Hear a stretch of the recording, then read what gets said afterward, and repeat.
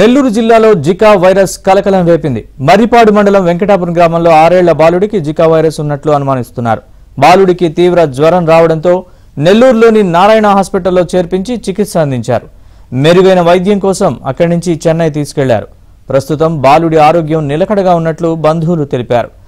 Zika virus ఉన్నట్లు కేవలం అనుమానం మాత్రమేనని, ఇంకా పూర్తి వైద్య పరీక్షలకు సంబంధించిన రిపోర్టులు రావాల్సి ఉందని ఏపీ వైద్య ఆరోగ్య శాఖ డిప్యూటీ డైరెక్టర్ రామనాథరావు తెలిపారు. గ్రామంలో ఇంటింటికి తిరుగుతూ వైద్య ఆరోగ్య శాఖ సిబ్బంది సర్వే చేపట్టారని, దోమల ద్వారా ఈ జికా వైరస్ వ్యాపిస్తుందని, వీటి నివారణకు తగిన చర్యలు తీసుకోవాలన్నారు.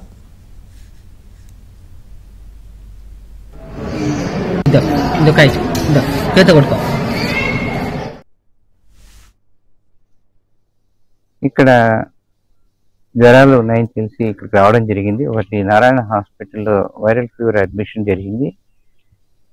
వైరల్ ఫీవర్ ఏంటి అని చెప్పేసి కరెక్ట్గా అనలైజ్ చేయడం జరుగుతుంది.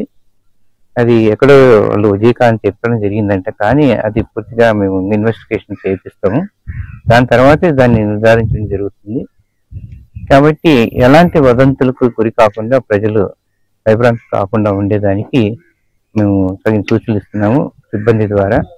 అయితే ఎక్కడ జ్వరం వచ్చినా కూడా ఇమ్మీడియట్గా లోకల్గా ఏఎన్ఎం ఉంటారు, అలాగే ఎమ్మెల్సీ ఉంటారు, వారి ద్వారా తగిన సేవలు పొందవస్తుంది.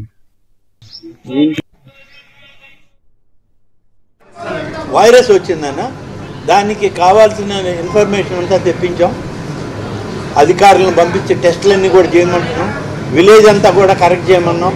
తర్వాత ఇంకెక్కడ ఎవరెవరికైనా ఉన్నాయా అన్ని టెస్టులు రిపోర్ట్లు తెప్పిస్తున్నాం.